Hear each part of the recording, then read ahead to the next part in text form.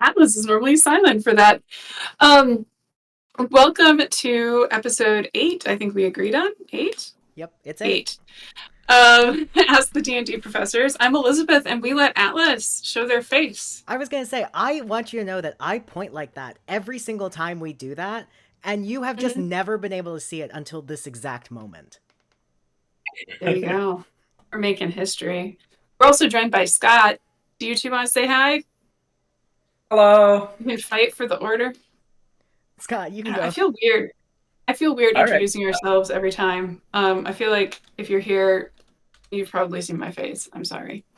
Scott, would you like to introduce yourself? This is the second time my face has been on one of these. I'm Scott Hannenberg. I'm a member of the OTG group and like to DM, like to do rules lawyery stuff, get into the nitty-gritty on spell card design and these kinds of things. I also teach music theory and do music theory things. Go for it, Atlas. Yippee. Hi, I'm Atlas. Usually you'll see me in chat, or you may have seen us on Thursday playing Baldur's Gate. What do I do? A lot of chat, a lot of graphic the faculty design. know nothing about. A lot of like stream moderation, all those kinds of things. By day, I'm a systems engineering PhD student, and by nights, I get to do a lot of DMing. And Alice, I would say you're more of a what don't you do. That's, I think, a fair assessment. You're more of a us constantly having to reevaluate our team and priorities and figure out what we can tell Atlas about, because Atlas will do it if Atlas hears about it. That's true. I do every now and then just go, give me more things, and you go, hold on. What the most important Atlas items are. So, for the sake of symmetry, I'm Elizabeth McLean. I'm the token disability studies person on this crew, also a musicologist. And I'm autistic and disabled, and it seems to come up a lot. Man, we should really do one of these that is literally just like ask your most awkward disability questions. I'll join you for that. Yeah, we'll have a separate submission form for that. Speaking of which, Atlas is talking and moderating, no judgment there, but is going to have an iron fist as always. 3 screens, that's plenty. If you would like to submit questions for us to consider, stories you want read, that sort of thing, please use our submission form.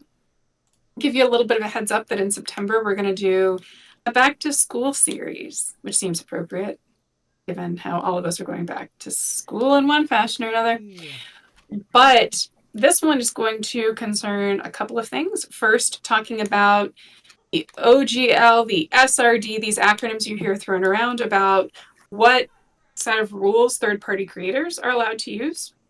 And then the second thing is comparing 2014 and 2024 Dungeons & Dragons 5th edition. So we're both going to get into the differences in the licensing for the 2014 and 2024 rule set, but then also getting into some of the really thorny adjudication of 2024 rules, how things are different.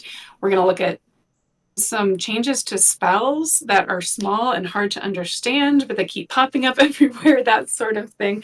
So you can go ahead and use our normal form to submit that, but you may see a couple changes to the form in the coming days as we kind of make space for that.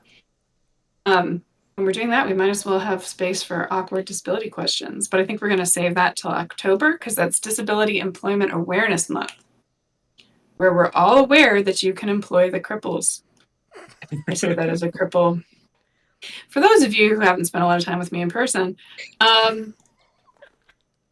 when the ableds, and when I say ableds, I mean the people that are doing an ableism, people that are doing something that's discriminating against people with disabilities actively, I call them abled. I don't know why I think it's funny, but I do. When the ableds are doing an ableism and making me feel uncomfortable, I'll refer to myself as a cripple to make them feel uncomfortable. I'm not sure that it's healthy. I don't know that it's advancing the cause, but I get a kick out of it. But I do So think make it's of that funny, so what we you can go will. with that. They're doing an ableism. I call myself a cripple. Is that doing an activism? Why am I using like millennial doggo speak to have this conversation? I love the fact that I had family visiting. Love that y'all were so welcoming to Christian last week. But I have also learned why it is that I prefer to live alone and quiet. Brain is recovering, so this is going to be especially fun. That said, that's a lot of prelude. And now I'm going to tell you what we're talking about tonight. So, those of you who met us at PAX East or missed us there may get a chance to hang out with us at PAX Unplugged. One of the things that we're doing at PAX Unplugged is running D&D games. Once again, we're going to be doing some in the PAX Together Intersection Game Lounge, but the Access Forward Gaming Lounge is also back in an even bigger way. The room is going to be 3 times bigger, something like that. It's going to include a huge free play space, so people can come in and play their own games. We're going to probably have some sort of lending library, might not be the right word for it, but we'll have access tools that people can check out. We'll have a desk that will have some office hours sort of thing. You can come by and we'll help you with stuff. And we'll also have some structured games like we did before. So if you're wondering, how do I run games either in the AFGL or the PTIGL? Got some answers for you. And we're going to talk about what that experience is like a little bit tonight. Bringing it up because it's very timely. The applications to be a storyteller with PAX Unplugged are due August 14th at 5 p.m. Eastern. That's a very hard deadline. So if at all possible, get it in like, the 13th, just in case there's internet issues. But that will give you access to the PTI storytelling program. And anyone who's been accepted to run a game in the PAX Together intersection will also have the opportunity to say that they would like to work in the Access Forward Gaming Lounge, which will trigger another interview with us, and we'll see if we can make your game accessible and get you on the schedule. That was a lot of information very quickly, and I fully anticipate that Atlas is already dropping some things in the chat. Also, Atlas is Dots helping us in the chat. No, not yet. Okay, good. Just needs a day off. Anywho, let's get into it this way. I kind of want to start with Atlas, but I need Atlas to catch up on the bajillion links I just mentioned. No, you're okay. So Scott, do you remember how many games you ran at East? How many D&D games? I think I did 3 games. Yeah, or three iterations of one story. Do you want to? What was the adventure? Sure. Yeah. So I kind of already gave away that we only did Dungeons and Dragons 5th edition, but yeah. Yeah. Well, yeah. So all 3 of them were in 5th edition 2014 rules, using our pre-con level 7 characters, and the adventure was one of Chris Campobon's opera adventures, which was Lucia of Lammermoor. So this is an adventure. So one of the things that the PTI inclusion tool set does really well is it takes stock of a lot of the different potential topics and triggers that might make a game uncomfortable for some players, depending on their experiences and backgrounds and what have you. Filling out the form for Lucia, I felt like I was ticking a lot of boxes just based, that opera can hit a lot of uncomfortable notes. There are a lot of tropes that come up that, to get things really dramatic, you often have a lot of violence, you often have a lot of conflict and these sorts of Not things. a lot of unnecessary feminisms, though. Yes, not a lot of that. Probably leans in the opposite direction on that front, really. That's episode 6, Yep. Atlas. I really should mention we don't believe in unnecessary feminisms here. All the feminisms are necessary. But if you go back and see the episode, which once it leaves VOD, it's up on our YouTube, where we were talking about being women in gaming and the phrase unnecessary feminism being used by men in ways we still haven't quite figured out. But anyway, yeah, Lucia is filled with, I mean, opera in general, but that, I can't remember if you know this or wherever, if in the sense of, I don't remember if this information was ever shared, but that particular opera was sort of joined Chris's project because my students in a seminar that was music and disability specifically wanted to talk about ableism in opera. So it's a little tricky when we have this project that is oriented towards like getting into the problems, and you're also trying to make it a safe gaming experience for an event. Absolutely. Like this is a really odd moment. Yeah. But yeah. So we did, like, a lot of the safety tools we were leaning on them pretty heavily for that story, to just make sure that we had everything that we needed to check in, make sure players felt comfortable to sort of flag moments of discomfort. There was one scene that I sort of always knew I need to have a card handy to sort of, ask the question, like, I'm going to go into some choppy waters here. Can everybody just, be super aware and let me know, is this going okay? Are we stepping on anyone's toes? Do we need to sort of like zoom out and not cover so much of the detail here? But yeah, those storyteller tools were really awesome for running a game like that. Yeah, as you mentioned the cards, a little bit of background on this. So in addition to kind of a pre-game inventory of what sorts of things you're comfortable with, not comfortable with, questionable, when you're at the table, there's a set of cards. It's sort of analogous to like a red light, green light kind of situation. There's a card to indicate that we need to stop right now and have a conversation about where we're at, but there's also a card that has a question mark that's kind of like a check-in. You just want to see if you're getting a weird vibe or you want some clarity. These cards were redesigned just before PAX East by Jess Dempsey at Dots RPG, executive director for Dots. Number one, to add Braille, but then also to make them a little bit easier on the eyes of people who are low vision or have vision impairments, make sure the color contrast is good, all of that. So they're beautiful cards in orange envelopes that I think we were supposed to give back, and we ended up with several of them, I discovered, because people typed them into our folders. Oh no. So I'll try to show some of these later. I fessed up. It's fine. Everyone knows that we did it. It wasn't on purpose. It was our players being helpful and cleaning up for us, I think, that got us here. But they're absolutely gorgeous cards and a good way to either holding them up, setting them on the table. You can do it a variety of ways, but have those check-ins, which I think is really essential. Were you in the PAX Together intersection at all, or were you always in the Access Forward Gaming Lounge? I think I had 2 in the Access Forward Lounge and 1 in the PTI Lounge. Yeah, the PTI was probably a bit louder, I guess. It was a lot louder, yeah. And honestly, that one stands out as, like, all of the games were fun in their own ways, but the PTI one, for me personally, I would rank lowest on my list of how much fun I had with them. A lot because it was just harder to focus and harder to feel like we were at a table that was, just immersive and we were just there with each other and no distractions. In the AFGL, that was a lot easier.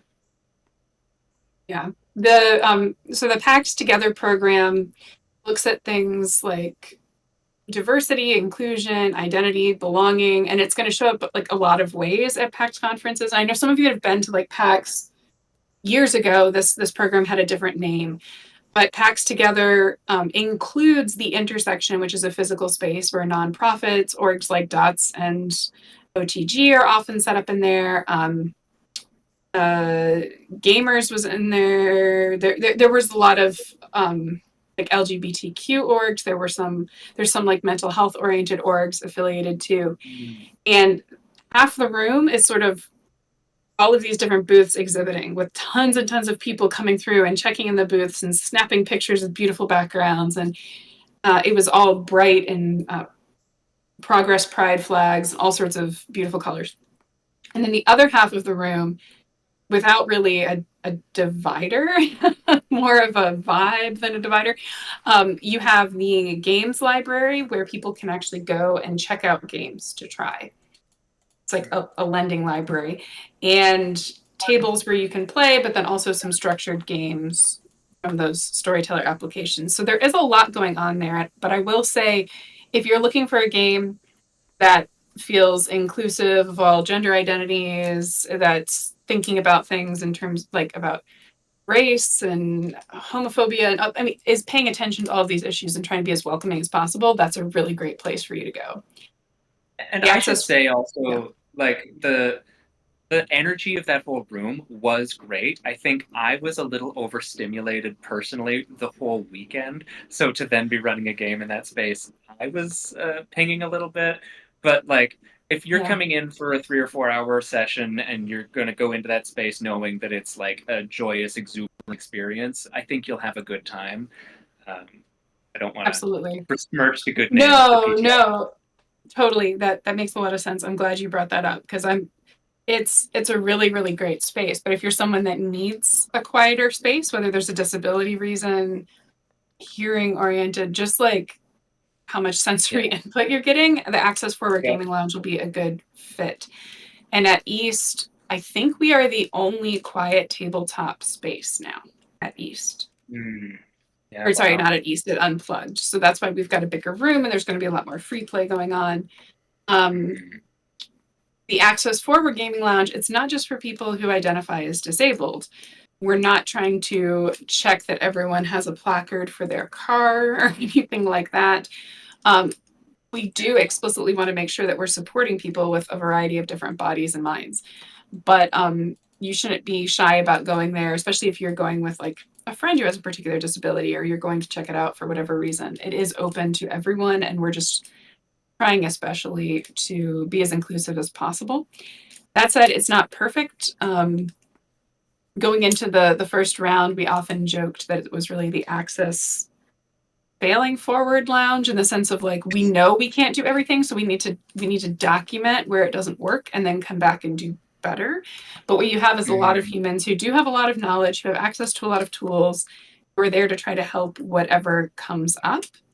With the commitment to just being honest about the limitations of what we have, but also really excited about the things that we can offer. So we'll have stuff like auto captions that work in English and Spanish. Although it sounds like our bilingual games, we'll keep you updated. The bilingual games that between where English and Spanish are being spoken may go into the PTI because it's just better in a louder space. But a lot of our games will be a lot more quiet. We've got access to braille dice, a lot of different tools we can use. Should be a pretty good time. So yeah, you mentioned, was there anything else that was like different about being in the AFGL? Did I kind of cover it by speaking over you again? The AFGL was just like, for me, it just felt so lovely to be in this space where there was not too much going on and we could be at a table. And even I had some players who were just fairly soft spoken and not having to worry about being able to hear them. And just, yeah, it just felt like it was very intimate. We could catch every word. There was space for a little more nuance and subtlety in the gameplay. It's just really lovely. The one other thing I should mention, which you kind of reminded me of when you mentioned you might have been overstimulated in the other space. The AFGL is also for storytellers, GMs, DMs, people running games who themselves have disabilities and have access needs. I only ran one game at East, and I'll probably just be running one game at Unplugged. It's the same game, which is this adventure based on the Deck of Many Things and the Book of Many Things, or drawing from it, I guess I should say, not based on, but drawing from it, that just feels very autistic, and I could be my very autistic self with a very neurodivergent table. There was space for that. It was absolutely lovely because I don't think I could have DM'd in the PTI. Like, I don't think that would have been accessible for me. But we're going to have even better staffing for the AFGL now. And we've got our friends at Dots helping us out, and it should be a really great space. We're also going to start decorating, getting some color in there so it's more inviting, but those reveals are coming later. We're just kind of in the experimenting phase. Atlas, did you end up just working the desk in the AFGL the whole time? I don't remember if you got to play anything. I did not play anything. I worked AFGL and I worked an exhibition table, which was quite fun. Yeah. We just make Atlas work, it turns out. All the time. To be fair, I also signed up to do both of those things actively and joyfully. So but you are going to be a storyteller this time. I am. I'm fingers crossed running Tosca, which is one of Chris's stories, and I'm very excited for it. Do you think the AFGL is going to be like where you want to run that? Is that going to be more accessible for you? I think that'll be more accessible for me for a lot of between the neurodiversity and the marching band hearing loss. I think the AFGL is going to be the space for me. Though Not underestimate marching band hearing loss. I was gonna say I live with two tubas. It was never. I was never going to escape without hearing loss. I play the bagpipes. Um, so not in the marching band though, just to clarify. No, just for fun on the side. But I am hoping that we get some decoration in there as well because that will make it a lot more fun. Atlas and I were talking off the top about like before we hopped on about that I had run some games in the AFGL, but that Atlas probably saw the whole scope of everything that was happening in there a lot better than I did, or a lot of the DM or GMs did.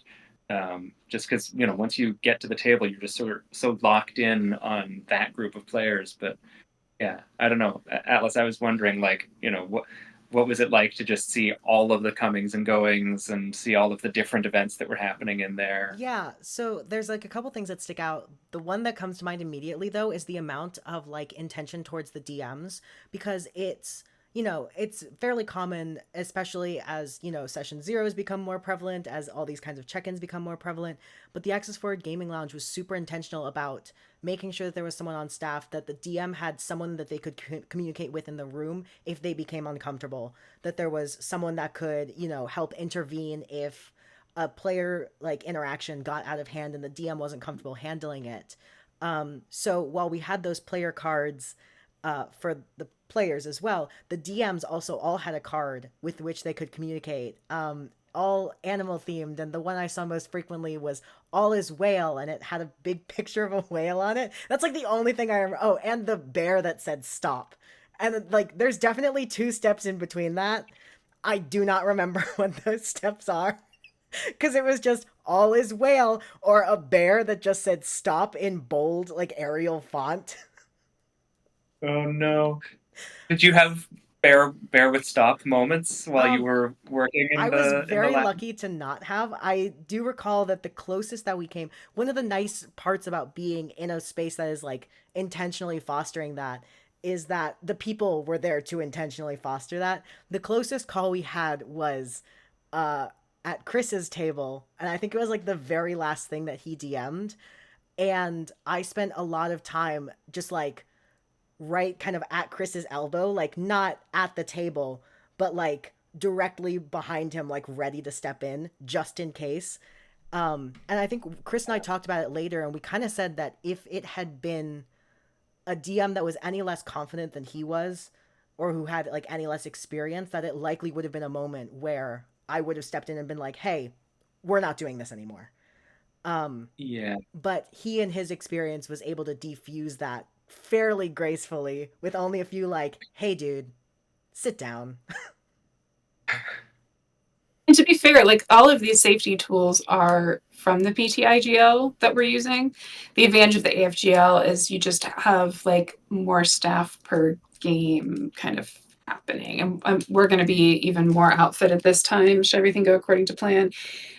It's also worth noting, although we're here talking about D&D, so we're always thinking about this in terms of D&D, if you want to be a storyteller at these things, that doesn't mean that you have to be doing a tabletop role-playing game. So number one does not have to be D&D. We had folks in the room running some Powered by the Apocalypse stuff, all sorts of different stuff. But then also, it doesn't even have to be a tabletop role-playing game, right? If you had a board game that you wanted to bring and you're explicitly trying to make it as accessible as possible, and you're trying to run this so anybody can sign up for it and join it, and you want to have these safety tools with you and do it in this space, you can also apply, right? You could have Uno if you want. One thing we're looking at now, which I don't know that we're ready to give a whole lot of details on, but we are exploring bringing Magic and Pokemon.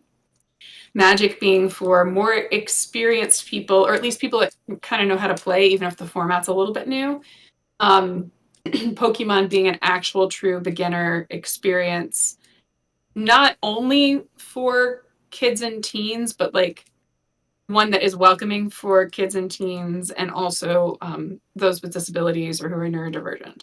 So we're looking at expanding the offerings from just the OTG crew, but we'd be open, and I know the PTI is open to all sorts of different stuff. So, and what's the one that was so huge that everybody, there's like a whole Discord server, Blood on the Clock Tower? Yep. Like that can be run, and I think one of them was run at least once in the PTI. So yeah, kind of anything that you would want to do. Atlas, there aren't any questions or anything in chat, are they? You'll interrupt me if there are. I will. Cool. I know a lot of the people in chat are the people that like helped us at, probably I would guess would be the people that helped us at East and just can't make it to them. It's Will and Gustavo. Hi Will, hi Gustavo. Yeah, we're not advertising right now, and Chris isn't here, so his students aren't here, and we don't have the magnetism that is Christian. For the record, Christian was incredibly calm and not as sassy as normal. I don't know how to put that. I need to have him actually mic'd so every one of those little comments is audible because they're so funny. I still haven't recovered. He was a delight. I had the chance to meet him the following day, but I totally forgot that, like, because I wasn't normally on camera, that he had not seen my face before. So, like, I approached him with all the confidence and swagger of someone that is like, we've interacted for considerable length. Oh my god, this kid has never seen me before in his life. He cracks me up. It's just, like, absolutely wild. Also, folks, have your fingers crossed because OTG submitted a panel. Dot submitted a panel in a workshop. Like, there could be a lot of really cool stuff happening at Unplugged. I will say, even though Will and Gustavo already know this, but if folks are watching later, you can sign up for a spot on the app. You can only sign up for up to like half of the seats on the app. Otherwise, you just go in person. We are going to have it so that if someone goes to the wrong place, so if they go to the PTI and they want to sign up for a game in the AFGL or the other way around, we are going to be able to communicate. It's not going to be super great. We're going to use Discord. It should be fine. Who knows? But we will have the functionality that if someone signs up for a game at like the OTG booth in the PTI, that we can get that information down there. But my understanding is Unplugged is much more everyone is there to game, even if it's trying something new. People are going to be, it's going to be a more welcoming space in terms of, yes, just come in, wander in, that kind of thing. And if all goes according to plan, we'll be near Take This and another group.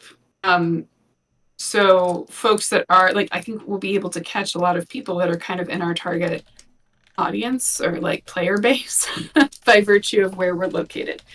But the AFGL and the PTIGL are almost as far away as possible right now.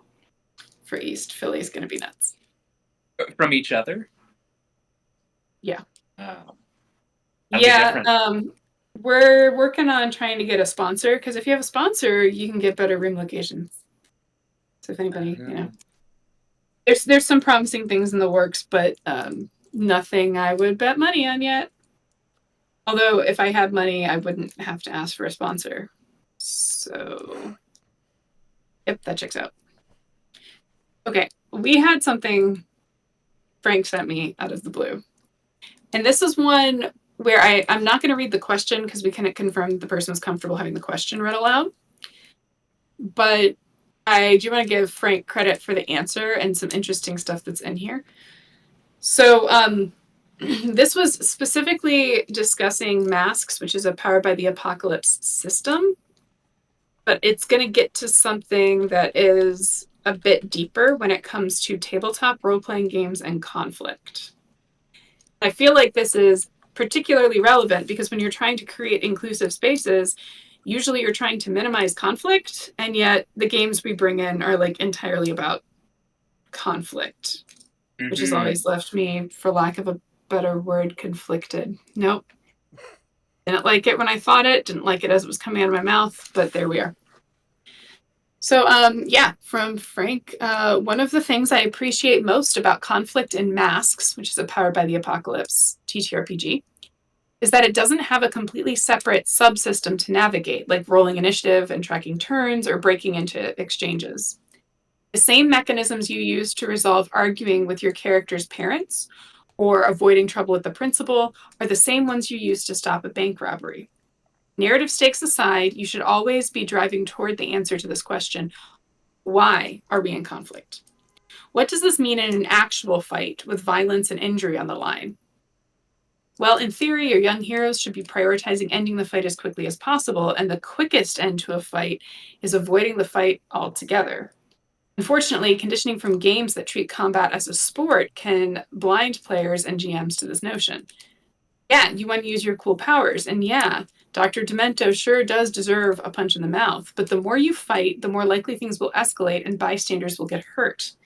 This is why the information gathering moves provide options like, how can we best end this quickly, and what do you want me to do? The heroes are meant to be able to cut to the heart of the matter and talk a villain down to prevent undue violence. It's surprising how much more interesting villains become when the heroes get to understand why they want to commit crimes, and finding a better way to resolve that difference is much more challenging than beating the snot out of every enemy you see. Thoughts? I know there's a lot to chew on there. The first thing I'm thinking as you read that is thinking back to the sessions that I had at PAX East and how often the folks who were at the tables that I was running were looking for nonviolent solutions or creative ways to avoid or at least mitigate the consequences of a combat scenario that was maybe not necessarily written into, but suggested by some of the paths that the story was leading down, including. So, can I do this without giving a spoiler about the opera? There is a moment where a character is in a location, dead or dying, and this is something that probably happens without the characters making it so. I had one group who caught on to this fact that this character must be somewhere and must not be well wherever they were, and not just avoid engaging directly with the combat, but trying to distract combatants or subdue combatants so that they could get up that place and check on the person who had been by their own. My knowledge, no group that we had played that with before tried that. Which is funny because the groups we played it with before tried a lot of interesting things, but that's... Yeah. This was the third group that I ran for, and the first group was also very combat averse, but they were very in the moment, like, here's the combat in front of me, how do we talk ourselves out of this and settle it down in this moment where we are in this room. The second group was perfectly happy to get into some combat, and so they resolved things very differently. And the third group found this sort of, third option that wasn't even on my radar when I started running, which was really cool to see. Yeah, I think so. I was kind of reminded as you were reading this. I've been getting into video games recently, so I'm gonna take a little step in in a couple directions. But I think that there is a lot of storytelling value in combat oftentimes, and like I've read enough books where they're like, you know, the moment where you learn the most is the battlefield or something along those lines. But I'm also thinking about the way that we tell stories. Oftentimes, the question of what is memorable and what is significant for both characters and players is those moments outside of combat. And that's started to come across a lot more in like my DMing practices. So like I recently just finished Titanfall 2, which shameless plug, go play that. Um but the moments that I remember most about that campaign are actually when the combat just kind of happened on its own. Like the combat mechanisms of that game delightful. I enjoyed it immensely, but the storytelling narrative is really what caught me more than anything else. And there's a moment in the game where the combat just kind of happens and it's not the same mechanism at all. And I'm trying not to spoil it, but I just finished it and it's all in my head. And so the significance of almost changing the combat to have that storytelling significance is really what kind of sticks out to me in that way. Yeah, I think there's something about how sometimes we're at the table and we joke about like potential ramifications of what we're doing, but there's something far more interesting about exploring those. Um, it's something I've tried to do as a player and as a DM, but on more occasions I'm playing. Is like, okay, what are the ramifications of us choosing violence here? And I don't think it means that there's no place for combat. I don't think that's what we're saying. I think it's more that combat, I like the idea that people are opting into combat, that there are consequences for choosing it and for not choosing it. Like the more there is storytelling potential and everything, right? The way that the choices that you're making, because I think it's really easy to be like, oh, I drop a fireball in the room and not think about what the consequences of said fireball are, especially when you have something like Dungeons and Dragons 5th edition, which will feel like it has a mechanic for everything, but has nothing for burning buildings. And the number of times Will has forced me to invent burning building mechanics. I'm sorry, buddy. Between that and you basically turning Ed's character into a god by accident, I don't even know anymore. We're all over the place. Gustavo brings up an interesting point in chat of conflict not always equaling combat, though. Mm-hmm. That's true. Yeah, I mean, number one, this is a way to let your DMs have their villain monologue moment. To have the players actually invested in it.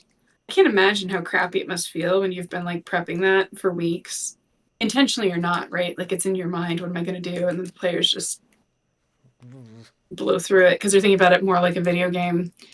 But I think that's also that's such a rite of passage for DMs on the one hand, but also for the players. Like, who doesn't love to be that badass hero who's interrupting the villain's monologue? Like, or the chaos monster. Yeah.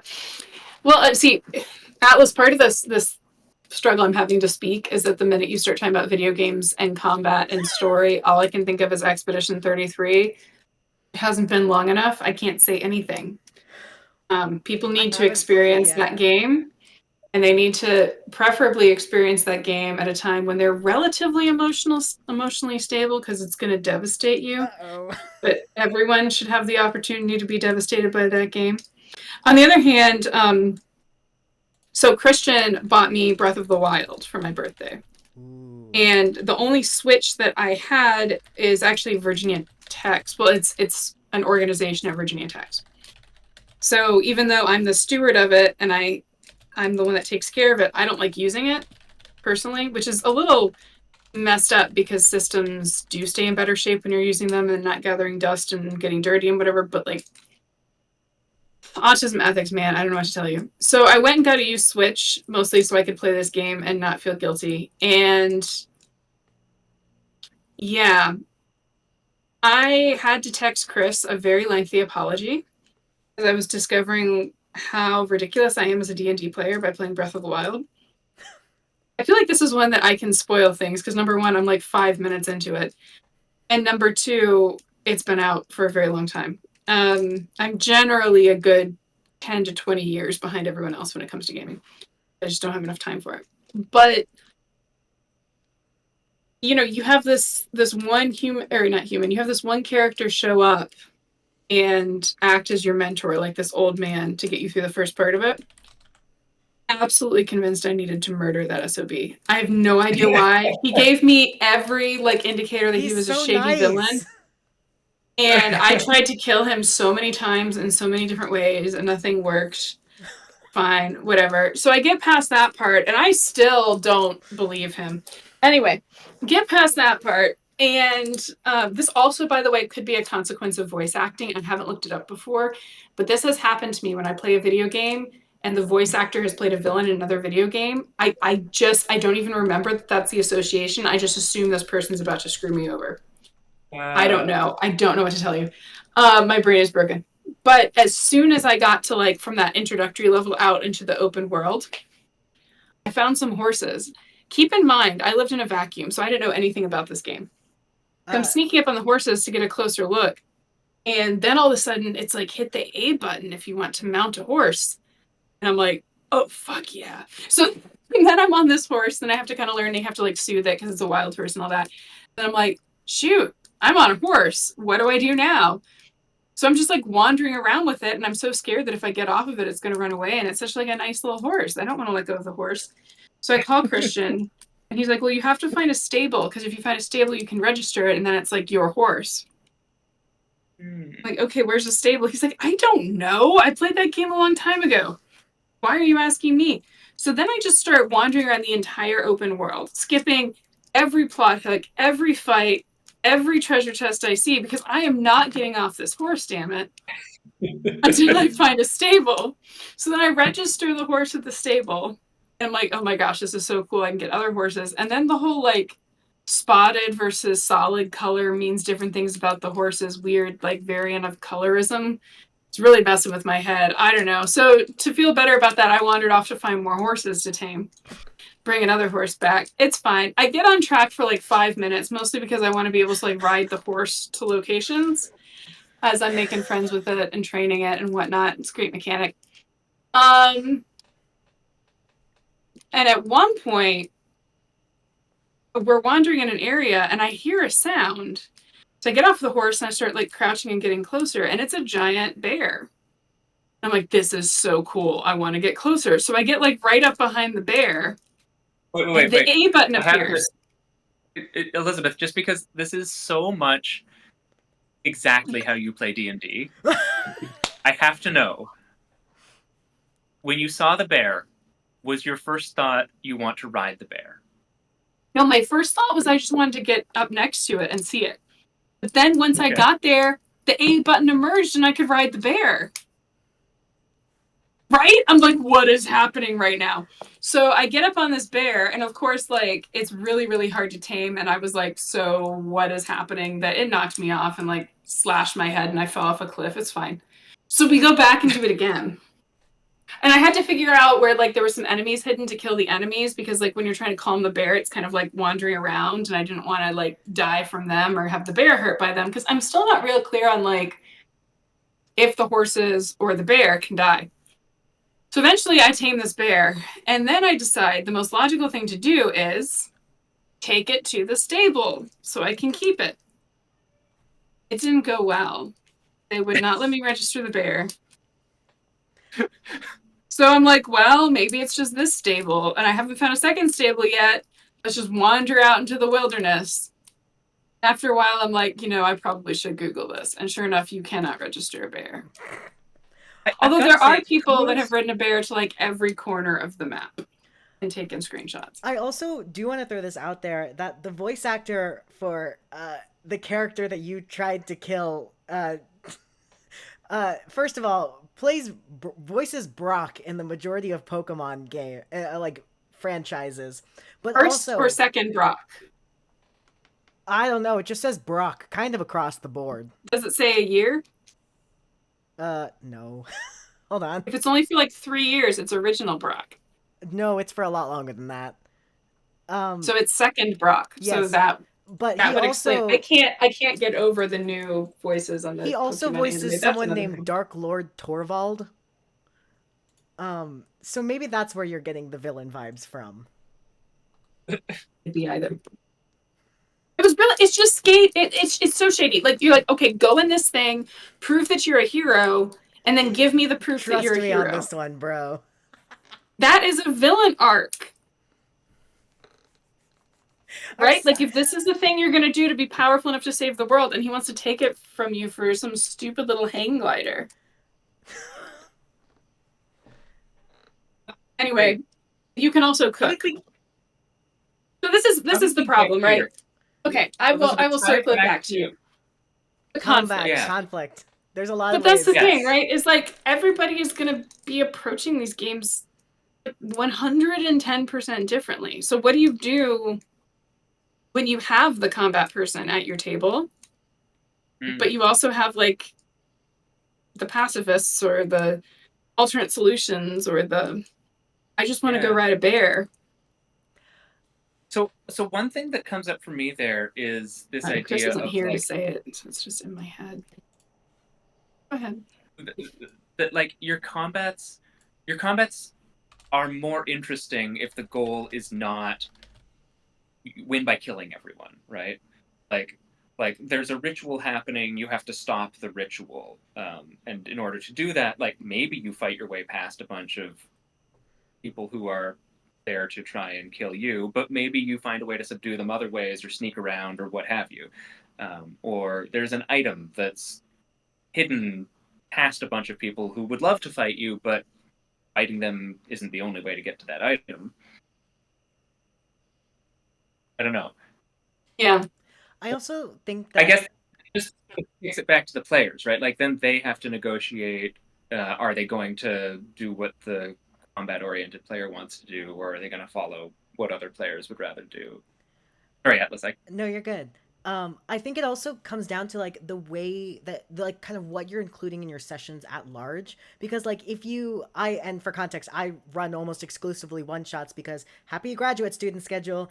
Um, but as I'm designing these, I'm keeping in mind that like if I have a player that just really doesn't enjoy combat, I'm not gonna make it 3 combat encounters in a trench coat, you know?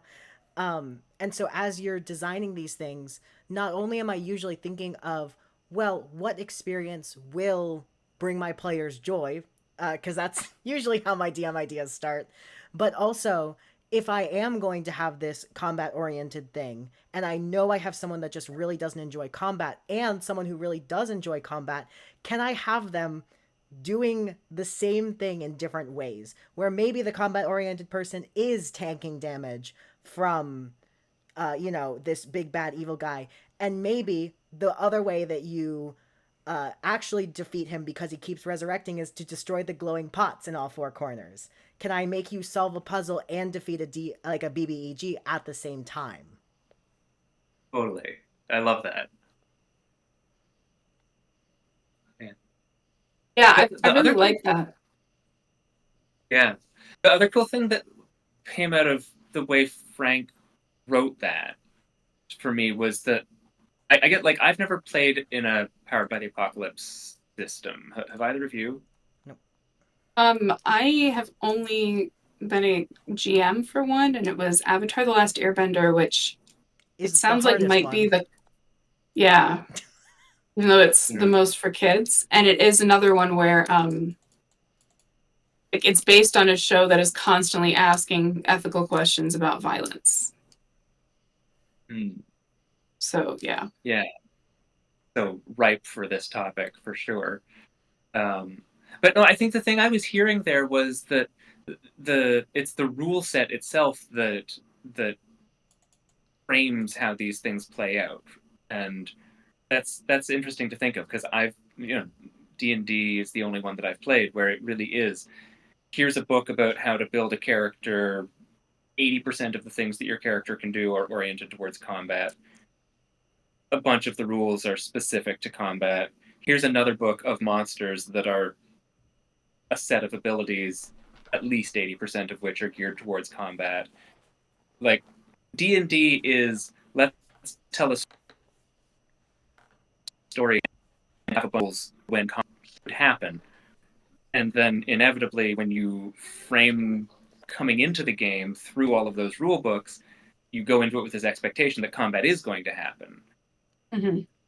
or you know, I mean, or like you're most of your saying, characters' like abilities and cool, fun things are combat driven. yeah.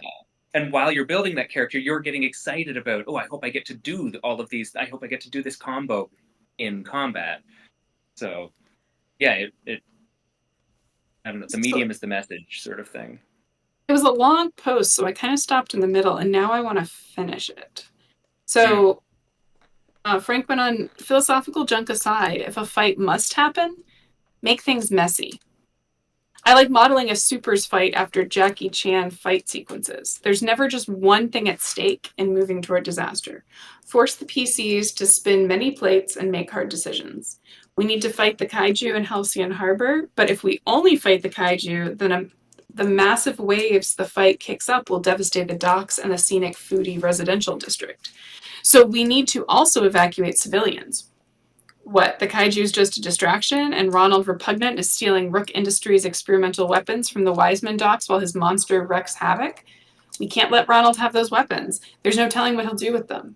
Every time the players help one situation, push another toward disaster. Keep countdown clocks, aggressively announce future badness. And if they focus, let them get what they want, but hit them with the consequences for ignoring other aspects of the scene. It's not cruel, it's dramatic. Hmm. Have I you love. seen?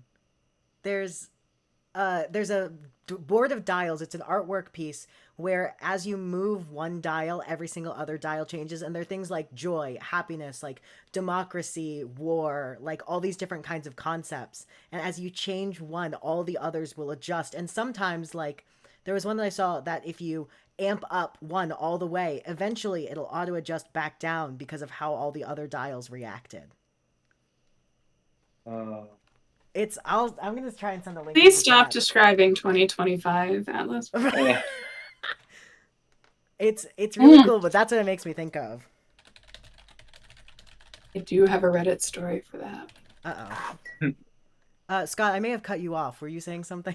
No, you're good. I was just gonna say I love the idea that, like, yes, there are complications, but the players have a sense that they are causing the complications. You know, the complications aren't built into the scenario and they're going to go off in their own course as the scenario unfolds. It's only should the players trigger them through their choices and actions.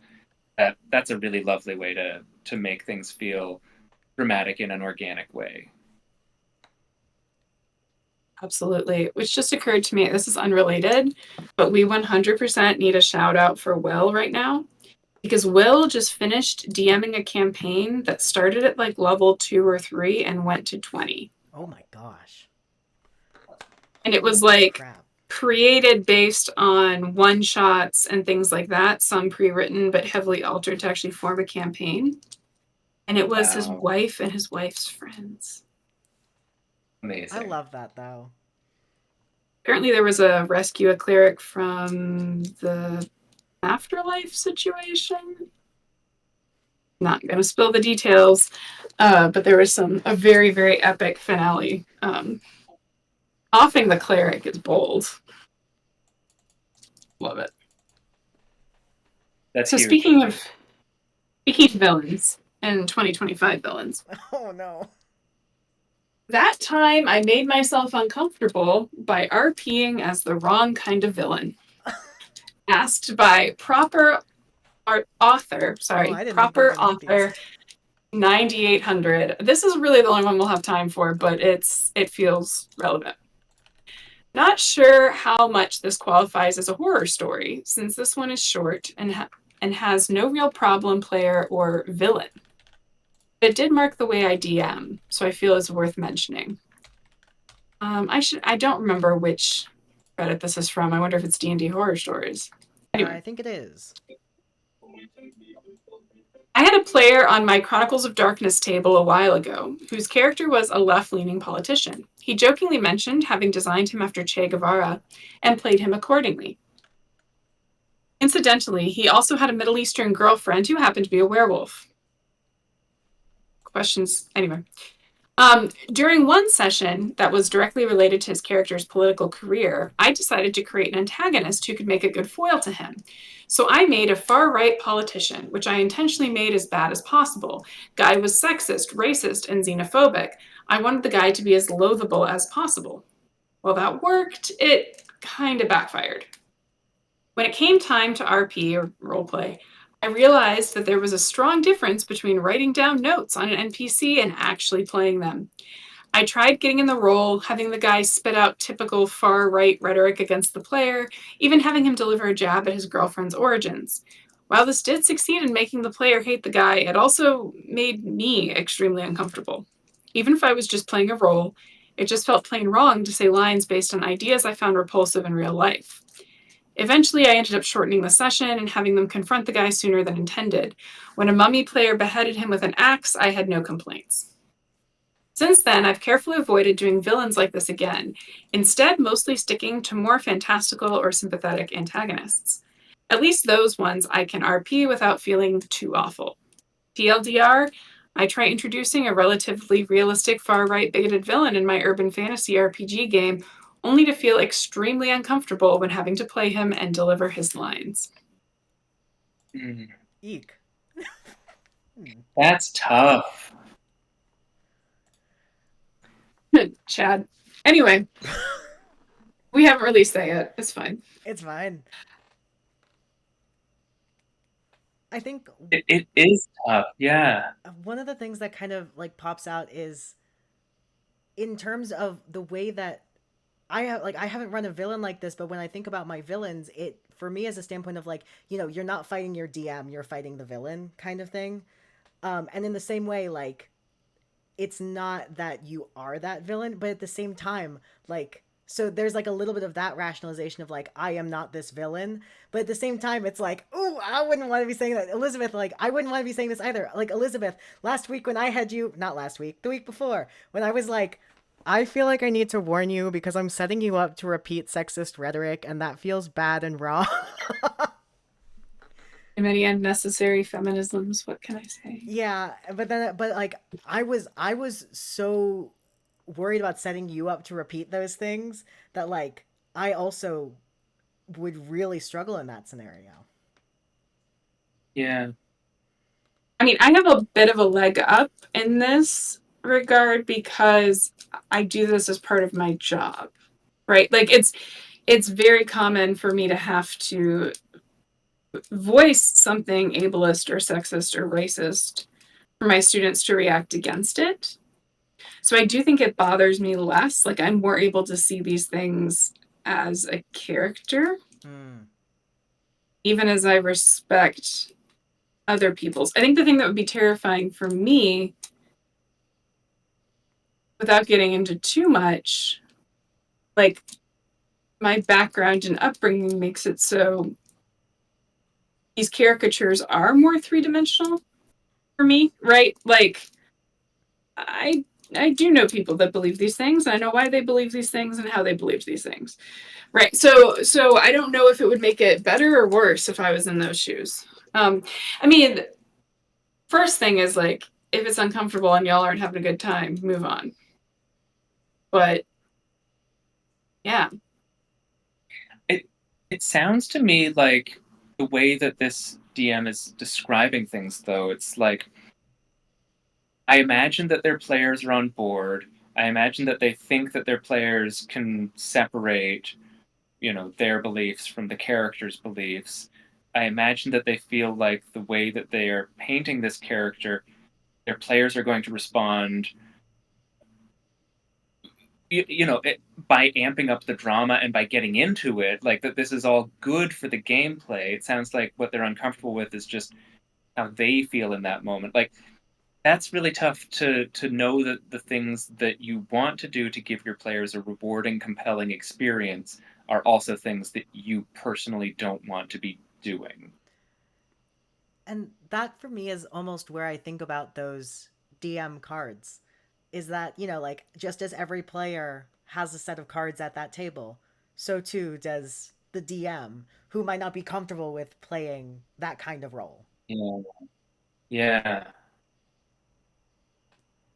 Yeah, I'm trying to think of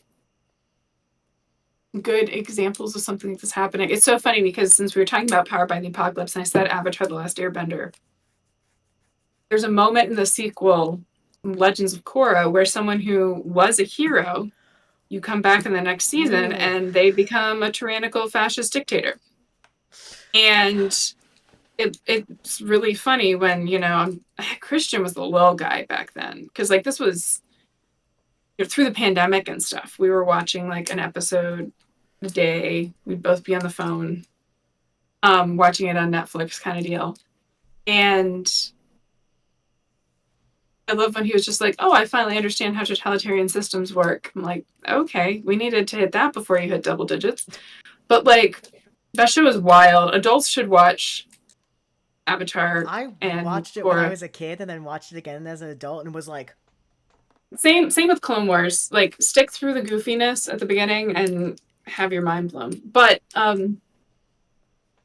I think there is something about, like, needing to be prepared to play the hero. And this is where I think if the extent of your hero is a bunch of racisms wrapped up in a person, then there's not a lot to play. And I kind of wonder if this was in that vein where it was like just a caricature. I think that's the part that's worth highlighting. Versus if it's a fleshed out villain, I don't know, what's it feel like to be Strahd?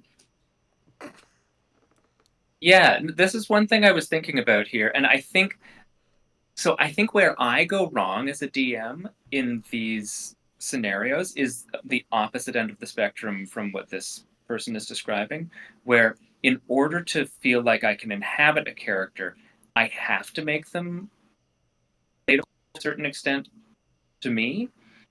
Mm-hmm. And something that can accidentally happen then is I start thinking, no, this person has a rationale for behaving this way. This is reasonable. This is okay. And I will dig into that a little bit too much. And that can be uncomfortable for players, or not maybe uncomfortable, but I think also definitely frustrating. Where it's like, why won't this person, break the facade and just engage us in combat so then we can. Where if a character is feeling, no, I'm rational, this makes sense, I'm the good one here, then you can just get into these verbal sparring matches that don't really go anywhere, and that's not satisfying gameplay, I don't think. I'm trying to figure out if this is where I grab my Strahd visual aid. oh, great heavens. No, I got a Lego blind box from one of the nibblings for my birthday. One of the Dungeons and Dragons ones, and I got Strahd. I was so thrilled. A lot of hair on that one. But yeah, I think you can have your reasons and still be wrong. Mm-hmm. And I think it says something too, I think, about how people view evil. Like, I mean, without making this too traumatic an experience for all of us, I think some people in the US are more and less surprised about the second Trump administration happening, right? And it has to do with, like, your take on how these things happen. I think the older I get, the more banal evil really is. Like, the more it is just unchecked power and greed and, capitalism is the BBEG, right? But, like, so much of this game reflects what we see in the world and how we view the world, and also helps us process that. Sometimes you have a game where you're all playing a bunch of anti-heroes and you're all kind of messed up and you're committing war crimes left and right. But, like, your ability to acknowledge that these are war crimes is still, like, in some way reinforcing a shared concept of morality, and there are consequences for it, and, like, that, that kind of thing. So I think maybe the takeaway here is, whether it's a combat or a villain, like, feeling earned, like, having an internal logic, even if that logic is wrong. I mean, if you have a politician who is going to stoke racism and xenophobia and whatever, simply because if he doesn't, he's probably going to prison. And this is his only path towards, avoiding that, then, and people repeat these lies enough, they do start believing them.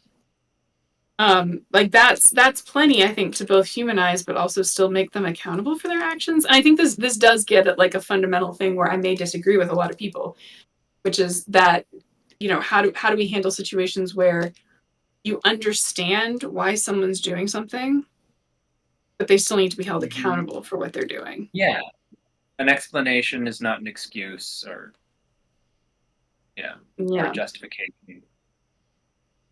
And it's wild that this is a game. I mean, it's one of many art forms, right? But I love that this is a game where people can kind of explore a lot of these complexities. And I will say, like, part of creating a world that feels earned, I mean, if you let your players go into combats, slash and hack, and there be no consequences, they're most of the time they end up getting villainous.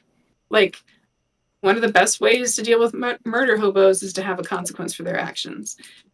Um, so yeah, it is a fascinating thing. But I like the idea too of a DM needing to be supported, because this sounds like a situation where a player was playing kind of a jokey character and caricature, and you can get away with that in a way that you can't get away with it for a BBEG. Like, I think the Uh-huh. DM almost has to humanize and think through the implications of the villains far more than characters do. Because they can play Farty McFartface, and it doesn't necessarily destroy things that are happening. Yeah. Yeah, I don't know. The things I think about when I go back and forth between playing and DMing. No, I think that's really good. Like, because that was one of the first thoughts I had was, it is making the BBEG like more cartoonish. Is that an escape hatch here to sort of like wash your hands of how icky and super real it feels?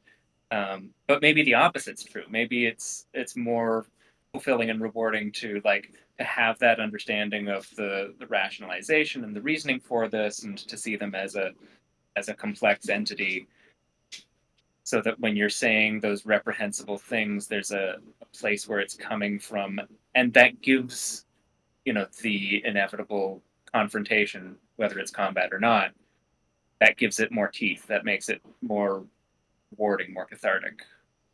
But it is something everyone needs to consent to. I mean, I think about the times that, you know, Chris was DMing and our characters start pursuing, or character concepts, I should say, they weren't real yet. We start pursuing a storyline that is very fantasy racism, and Chris is like, I'm not down to DM a fantasy racist right now. Legit. You know, Yeah. so it does need to, I think, be that sustained negotiation. It's just, you know, the conversation around combat is such an interesting one, because I think there's one sense where we could be like, well, the moral high ground is we shouldn't be killing people, so why are we playing this war game? But then you go back to stuff that's getting added to my syllabus this year around who gets to define peace and violence. Uh-huh. So, you know, you look at protests, and when a protest gets declared peaceful and when it's not, is so fucking arbitrary. Man, that's two of them this Mm-hmm. round. We're on Twitch, it doesn't matter. Oh, But I it is put the swearing so one on. good. It is so arbitrary. I mean, except it's not, right? It's just whatever benefits the state.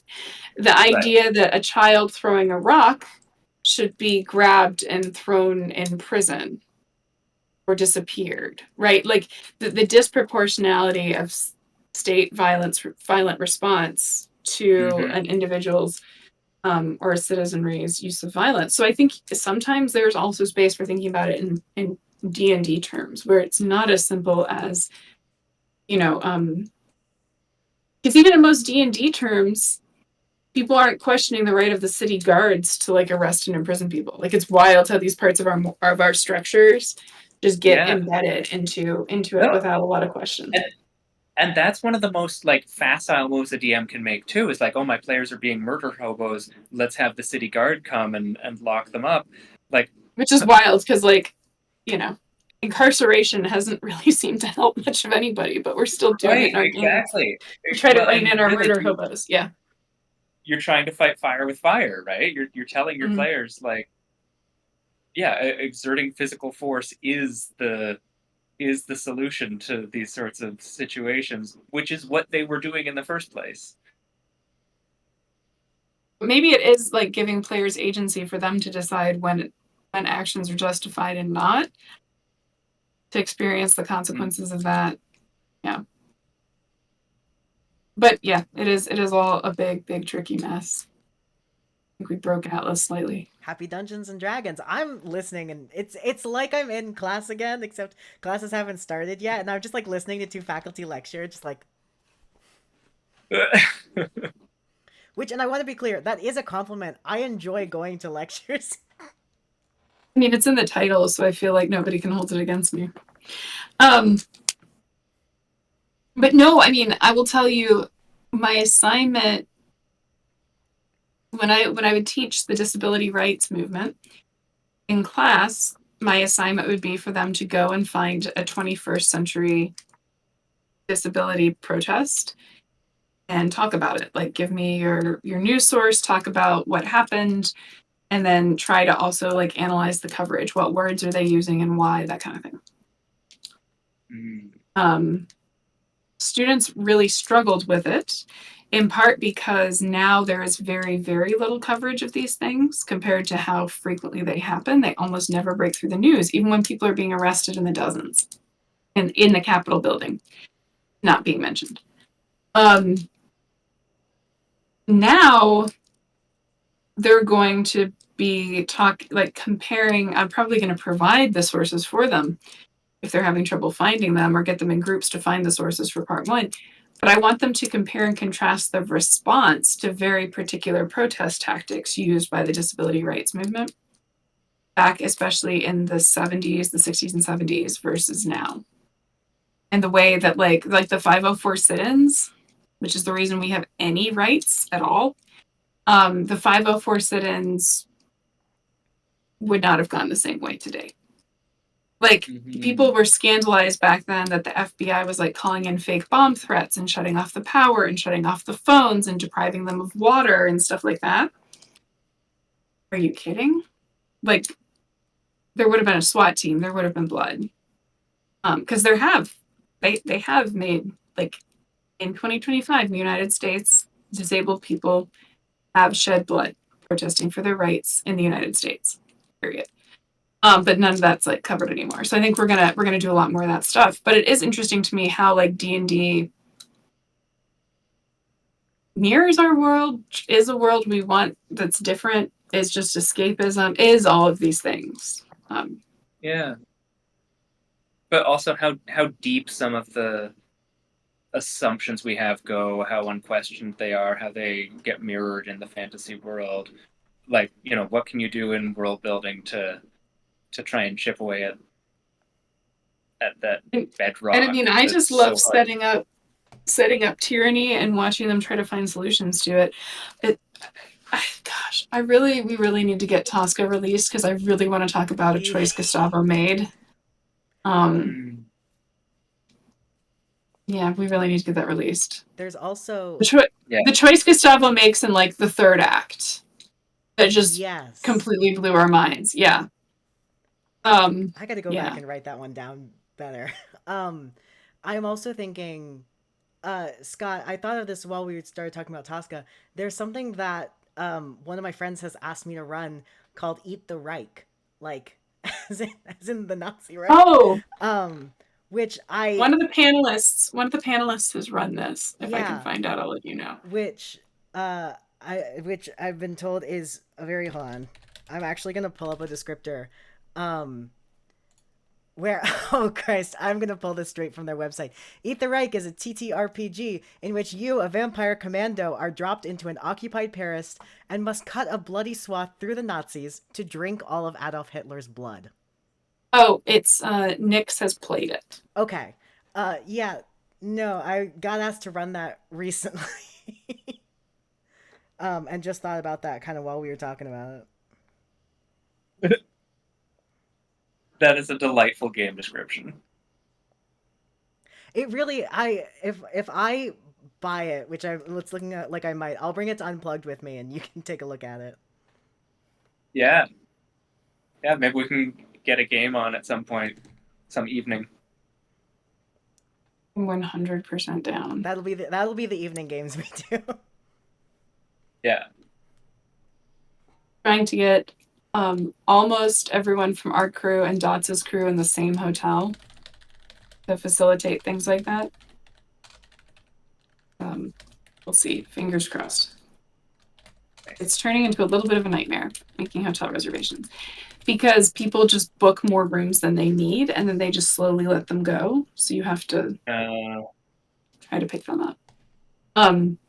So yeah, any of y'all that want to come with us, make your hotel reservations early Please. and often. I'm so excited. We just need this to be a big enough success that we can go back to Unplugged and oh my gosh, we need Unplugged to be a big enough success. We can go back to East and, get Will in again. Hopefully by then we'll get Pocket DMing because I think Pocket's going to be an amazing DM if she ever chooses, which hopefully she chooses. Yeah. Using all their mind control powers. Hopefully we just get a lot of great stuff happening in the PTI and AFGLs. People are choosing whether or not they want to engage in violence, experiencing the consequences thereof.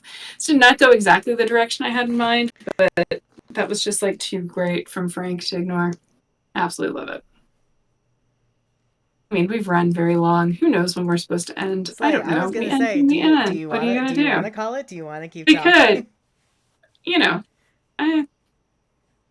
I just keep talking. It's this or go try to find another bear. Man, Chris is not here, so I just have to listen to them in my head. I see this, I own Breath of the Wild, and I didn't know there were bears. I mean, you tell me you can't stable a bear. I just hear, this isn't a game, or I don't know. I mean, I don't want to say, Elizabeth, that you're not trying hard enough, because I don't think that that's ever been true of anything that she's done ever. It's so funny because the voice in my head is always telling me that I'm lazy and not working hard enough. Wrong, but continue. But that's why Chris has to act like my mother. Yeah. It's fine. No, I think we just need to get back to Icewind Dale and find you bears and. I was just about to turn into a bear. Like the next session, my character Corey, who's Corey, he, him, and already has 2 polar bears. Chris had no idea I didn't even know Chris. Oh, that poor man. Like this is how Chris got to know me, is showing up in a game and like pretty much instantly conning my way into 2 polar bears. Anyway, this was some big DM syndrome stuff of like, what's the worst that could happen? Sure, you have a pet bear or 2. It's gonna be fine.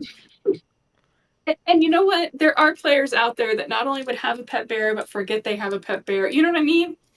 I am not that player. No. But no, I am really, really not sure how to feel about the fact that Chris definitely taught Christian to call things homophobic. So we spent the several days after that. It was like having a mini Chris. It's like that's. I was gonna say because like I can't remember if that happened on stream or just immediately before the stream. I think both. Oh, great heavens! But it's absolutely wonderful because Christian's like favorite pastime is making fun of manosphere bloggers and podcasters. I don't know why I said bloggers because I'm old. I just think it's funny because if you ask someone in his generation where the word podcast comes from, they have no frame of reference. Like the closest they can get are earpods or AirPods. Oh no. They don't know what an iPod is. I didn't know that's where it came from either. And I have an iPod. Oh my god. I'm so old. But I'll never be as old as Chris. Sorry. Is that He's not even here. We're just going for the throat. I was gonna say he's catching strays from not even being here. I mean, the deal used to be he could do that in June, but then July I got to call ableism. But then the 2 of us just started doing it year round. So, it's the little things that get you through life. But yeah, no, this is stuff that's not easy to kind of wrap our brains around in one session, but I'm glad we chatted through some of the complexities of it, because I do think like once you start taking games that are trying to address the isms, because it's one thing to be like, we're just banning racism, sexism, whatever from a table. That's a choice. It's a valid choice. But sometimes what our project is intentionally doing is letting people process that or letting them push and fight back against it. And then how do you do that without replicating those systems at the table? Like that to me is very, very interesting. So thank you for helping me take those small pieces apart. Although granted, again, if you want to be a storyteller and you just want to play Go Fish, you are welcome to. You do not have to deal with the complexities of buying a man a fish versus teaching him to fish versus whether or not anyone could ever pull themselves up by their bootstraps. I was gonna say, Elizabeth, I'll run All that Tosca. aside. I'll run Tosca at Unplugged, and then I'll also just run Uno as like a debrief. I mean, I have Braille Uno. We'll have Braille Uno. Everyone has Braille Uno. But no, get Braille Uno. Yeah, seriously though, be thinking about stuff. If you're interested in Magic the Gathering or Pokemon, let us know. Maybe some draft. Gosh, I hope so. And at some point, one of you's gonna teach me how to play Magic, please. I do not know enough to teach anyone. I know enough to lose games to Caitlin. Am I wrong, Scott? No. Everyone who plays Caitlin knows enough to lose games to Caitlin. Is how I see it. She's a beast. It's amazing. It's wild. Although my oldest nephew is very, very into Magic. We got him a commander deck on the Final Fantasy ones this week. And I'm always like, oh, I should get into Magic. And then I realized that like my Pokemon card thing is already expensive enough. Although, here's something. You want a trivia fact? We're just completely off the rails tonight. I'm sorry. My brain is. The amount of pain that I'm in is such that like all I can handle is bears in Zelda. But like, oh man, that's just like circling my brain 60 different ways and Chris isn't even here. Okay. But here's the thing.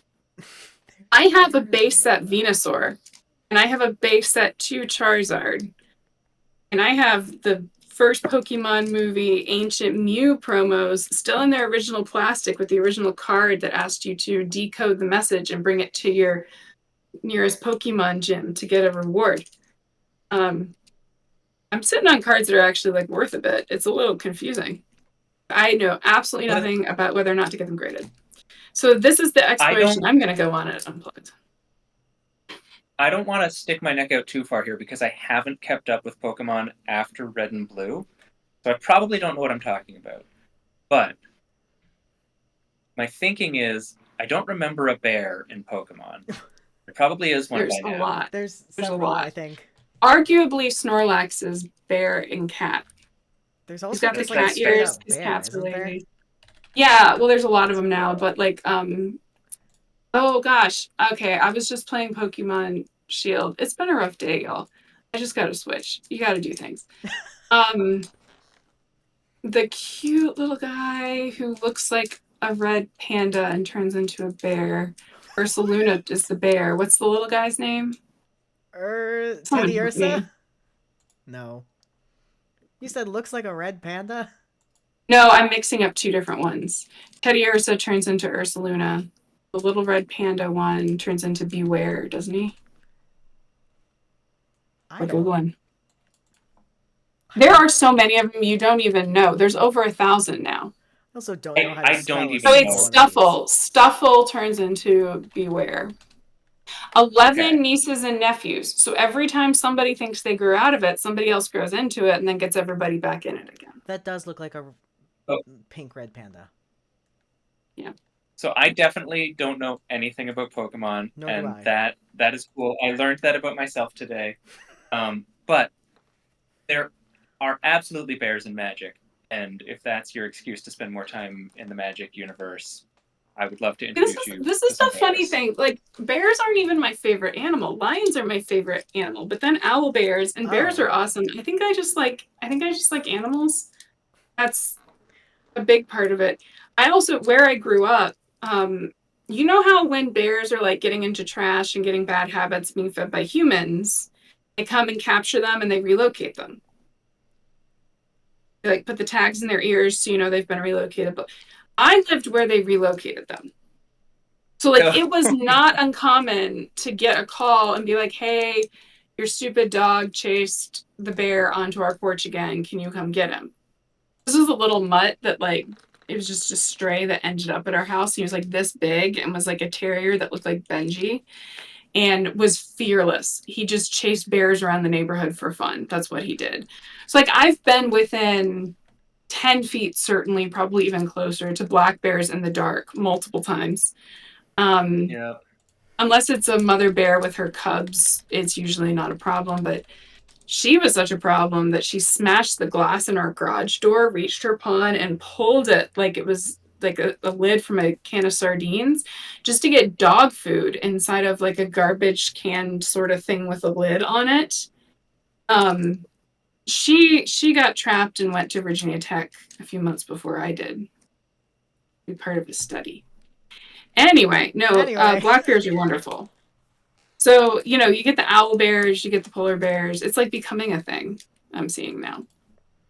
But yeah, I do. Like, magic is great. Magic is expensive.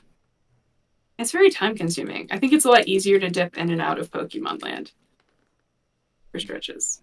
But hey, anybody wants to play Pokemon cards on the Pokemon app, you know where to find me. I will not destroy you. I do have like the deck that just won Worlds, but it wasn't played by me. Played by somebody from Blacksburg, though. The Blacksburg native just won Worlds with a Gardevoir EX deck, which is also the deck I play. Yeah, very cool. Also, only 60 cards in a deck. None of this 100 cards. Too. Isn't it 100 cards for a commander deck? There's different formats. There's 60 cards. There's 100 cards. There's 40 cards. Yep. I don't know, Atlas. I stick with the cute little Pokemon. The wide world out there. You know how hard it was? Titanfall. Cut me some slack. Do you know how hard it was for me to conceptualize that when you put a card down for Magic, that's not the creature. It's the spell that summons the creature. Because in Pokemon, it is the creature, right? Like you have a bench that only has 5 spots, because that plus the active is the 6 Pokeballs that you could have in Pokemon Red or Blue or so on. It doesn't really matter, but it does. I'm not a Magic judge, so don't come after me in the comments, but I think it's kind of both. I feel like when it's in your library or when it's in your hand, it's the spell, but then when it lands on the battlefield, it like becomes the creature or something like that. Something like that. I just remember Caitlin explaining it to me, and it was like, you know the sequences in movies where they're trying to find a way to visually portray that someone is stoned? That's what it felt like. Like, not even like the... It felt like a movie sequence. I don't know how to explain it. I was just like, this isn't... Why? Why are we doing this? Tapping lands, mana. But that's the other thing. If you played Pokemon cards back in the old days, it was common to have 15 to 20 energy in deck. You had tons of energy in your decks. Tons of different Pokemon, a few different trainers. Now it's like, you're lucky if you have 5 different types of different Pokemon in it. And then there was an argument, a massive argument, about whether you needed 5 or 6 energies in this one Charizard deck.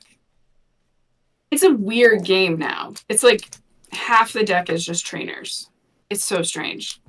But, you know, people are having a good time, and it's generally a far more chill community than Magic. Although the scalpers have been kind of ruining it the last year, so... It's just... It should be able to buy toys. It should be able to buy Pokemon cards. I don't know why this is controversial, but it is. Anyway, capitalism is the big bad. This has been Ask the D&D Professors. Ask the D&D Professors. All right, bye, folks. Happy live stream.